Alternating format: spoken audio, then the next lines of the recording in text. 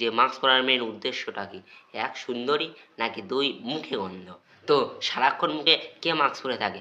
যদি বা করোনার সময় আপনাকে সরকারের লোক দেখে ফেলতো তাহলে আপনাকে হয়তো একটা পুরস্কারও দিয়ে। তো আজকের ভিডিওটা মাস্ক পরা দিদি আর বাংলার বড় এক ইউটিউবার হরিদাস বাল না সরি মানে পাল পাল যখন সারা বিশ্বে মানুষ আর্যিকরের ঘটনাটাকে নিয়ে জাস্টিসের আশায় বসে আছে, তখন এদের ন্যাকড়া জ্বালানো প্রেম পীড়িত শেষ হচ্ছে না। চলো বেশি ভার না বকে আজকে আর ভিডিওটা শুরু করা যাক।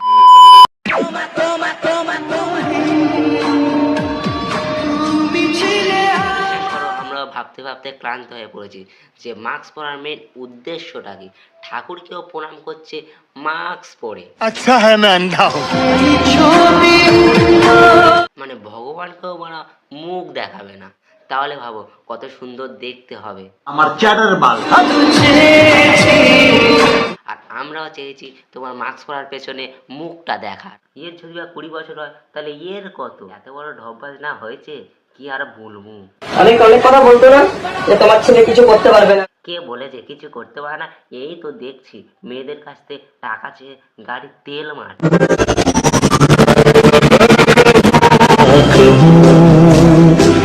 আর সত্যি মেয়েদের কাছ থেকে টাকা চেয়েছে, কত না টাকা জমিয়েছো। ভাই আমার ঘুম থেকে ওঠার পর আমার কাজ কি জানো? হ্যাঁ আমি জানি তো, ওই কানি জড়ানো প্রেম পীড়িত। এবার মাস্ক পরেনি, এবার হয়তো মুখটা দেখতে পাবো। তার মানে ভাই পেছন দেখাবে তবু মুখ দেখাবে না ভাই। अच्छा है मैं अंधा हूं। সাকসেসের পিছনের কারণ সাকসেসের পেছনের কারণটা কি আমি জানি তো, লক্ষ্মীর ভান্ডার না মানে মেয়েটা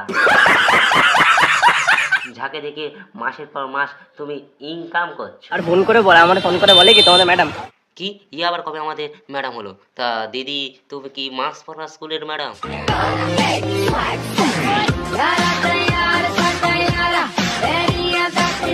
ভাই মালটার কি ঘামা, দেখে গা জ্বলে যায়। তা গাড়ি তো কিনে নিয়েছিস, এবার জেবকে একটা নতুন সোনার মাস্ক করে দিস। তো বন্ধুরা আজকের ভিডিওটা এই পর্যন্ত, টাটা।